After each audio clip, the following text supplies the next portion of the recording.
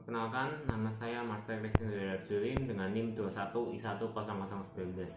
Di sini saya akan memberikan video reaction tentang tugas agama yang ke-13. Judulnya Refleksi tentang doa di Dieng Platu. Berdasarkan psikologi perkembangan, hidup harmonis harus dimulai dari awal dan dari kecil. Bayi sampai besar ketika kita dewasa. Lingkungan dapat mengubah seseorang. Kita harus membiasakan diri untuk refleksi. Lalu dari sana akan muncul sebuah pertobatan agar orang tersebut semakin harmonis dan semakin ilahi. Proses setiap orang untuk mencapai surga berbeda-beda. Ada yang panjang dan ada yang sebentar.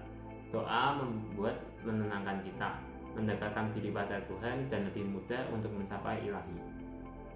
Maka orang dari kecil harus hidup bersungguh-sungguh, berusaha harmonis. Dalam perkembangan berikutnya, tetap diamati dan berefleksi. Kalau salah, segeralah bertobat.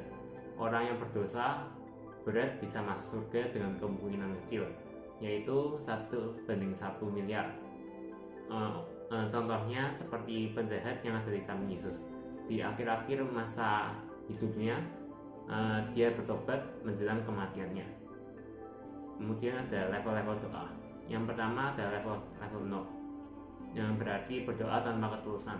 Orang yang berdoa dengan ketaatan buta. Orang yang menjalankan doa di level ini karena takut atau taat atau disuruh oleh orang lain. Tidak ada kesadaran. Jadi ya doa hanya doa saja karena disuruh gitu. Tidak ada hubungan yang intens yang terjalin dengan orang tersebut dan Tuhan. Akibatnya ibadahnya tidak mengubah cara hidupnya seperti berpikir dan tingkah lakunya.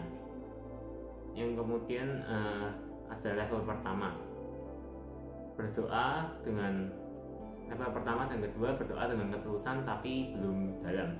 Level pertama, doa berdasar ketaatan dengan ditambah pertanyaan yang bersifat reflektif yang sangat minim. Ibadah hanya untuk menjalankan suatu peraturan saja dengan sedikit reflektif untuk mengubah hidupnya. Berdoa tanpa sungguh ada niat reflektif dan mengubah cara hidup untuk menjadi lebih baik.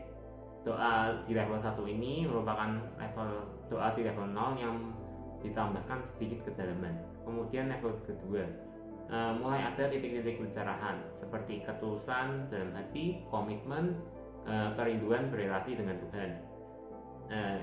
Doa di sini senantiasa refleksi, menimbang baik buruk cara berpikir, bertingkah laku ketika berdoa.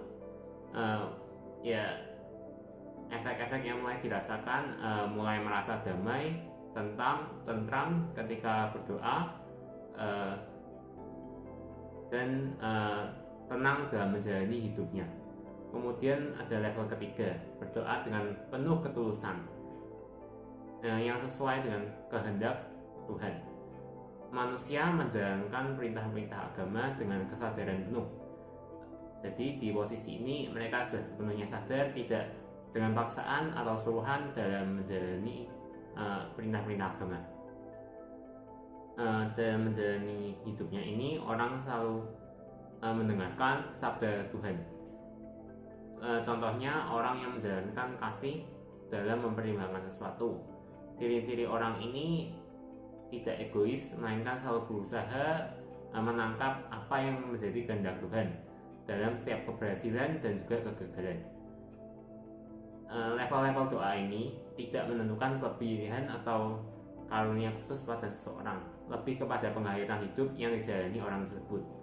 Apakah dia benar-benar mencari Tuhan atau tidak? Doa dan kedekatan dengan yang ilahi sangat berpengaruh dalam hidup ini. Kemudian ada doa niat hitam dan doa niat putih. Doa niat hitam adalah niat jahat, niat yang direstui energi jahat dalam berusaha mengubah cara hidup atau kesejahteraan dengan cara instan, dengan cara mengorbankan orang lain, termasuk mereka yang disayangi, contohnya pesugihan. Kemudian ada doa niat putih, niat baik, niat direstui Tuhan dalam berusaha atau mengubah cara hidup atau kesejahteraan dengan jujur dan bekerja keras. berdoa dengan tulus, hidup akan lurus dan rezeki juga akan bagus. Sekian video reaction dari saya, terima kasih.